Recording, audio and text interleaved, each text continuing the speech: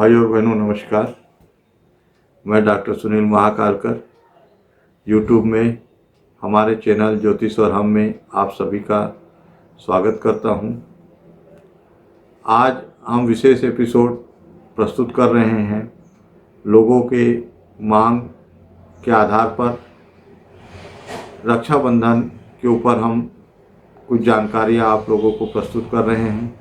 इसके अंतर्गत रक्षाबंधन का महत्व और रक्षाबंधन के मुहूर्त के बारे में आपको जानकारी मैं प्रदान करूंगा। रक्षाबंधन का पर्व भारतीय संस्कृति में प्राचीन काल से मनाया जाता है। भाई बहनों के प्रेम और स्नेह का यह पर्व इस वर्ष 3 अगस्त 2020 को मनाया जाएगा। रक्षाबंधन का जो यह पर्व है यह श्रावण मास की पूर्णिमा को मनाया जाता है।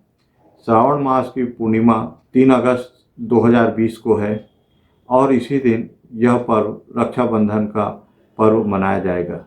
रक्षाबंधन का पर्व भाई बहनों का पर्व है और इस पर्व के दिन बहनें जो हैं अपने भाइयों की कलाइयों पर रंग बिरंगी राखियाँ बांधती हैं और अपने भाइयों की दीर्घायु होने की, उनकी सुख और समृद्धि की कामना करती हैं और भाई भी अपनी बहन को रक्षा के वचन देते हैं। इस पर्व से भाई बहनों के मध्य प्रेम, आदर, सम्मान और अपनत्व की भावना का विकास होता है।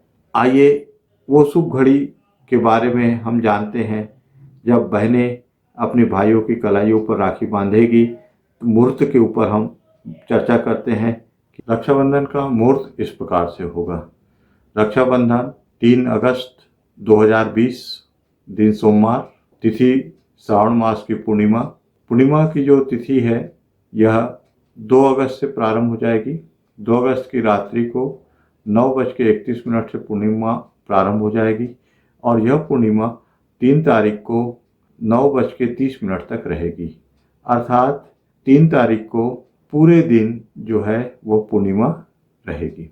भद्रा की जो स्थिति है यह भद्रा भी 2 तारीख को 9:41 रात्रि से प्रारंभ हो जाएगी जो 3 तारीख के 9:24 तक रहेगी।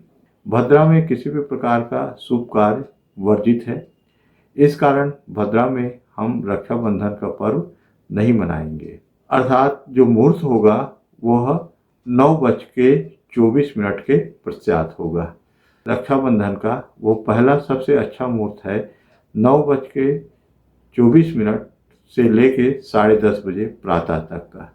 दूसरा मुहूर्त दोपहर को है जो 2 बजे से लेके शाम 6 बजे तक है और तीसरा जो मुहूर्त है वो मुहूर्त शाम 6 बजे से लेके 7:30 बजे तक है। इस प्रकार से हम देखें कि इस वर्ष जो है वो लगभग पूरा दिवस ही हमको मुहूर्त के रूप में प्राप्त हो रहा है। ये सभी बहुत ही शुभ मुहूर्त है और इस शुभ मुहूर्त में बहनें अपने भाइयों की कलाइयों पर राखी बांध सकते हैं।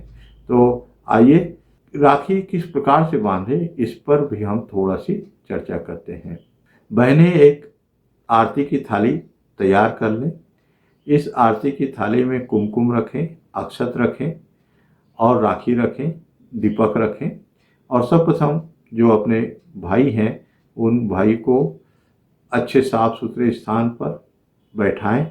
पीढ़े में बैठा दें, पाटे में जिसको अपन कहते हैं, या चौकी होगी चौकी में बैठाएं, चौरंग जिसको कहते हैं, या यदि ये दोनों चीज़ उपलब्ध नहीं है तो कुर्सी में, सोफे में साफ सुथरा करके उनको बैठाएं।